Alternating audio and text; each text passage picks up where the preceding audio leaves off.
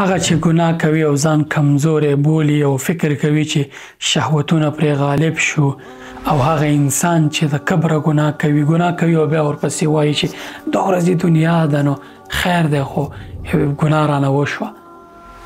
دغو انسانانو ترمنځ ډېر تفاوت دی.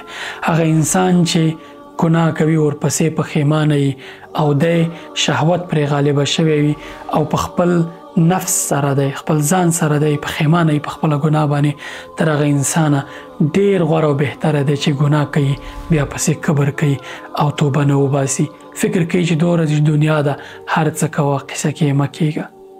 چې ته ورته وایې وځوانه ګناه دې وکړه، توبه وباسه، چې دا ورځې دنیا ده، خوندونه واخله. دا انسانان بدبخته دي.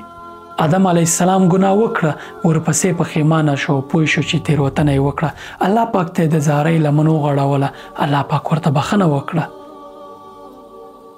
او بهترین انسان شو. او ابلیس ګناه وکړه، تکبر یې وکړ او داسې احساس یې کوو چې هیڅ غلط کار یې نه دی کړی. الله پاک تر قیامته پورې رټلی او له خپل دره شړلی حساب کړ. کله چې درنه ګناه کېده راځه عاجزي کوه، ځان سره پښیماني کوه، پښیمانه کېږه په خپله ګناه باندې.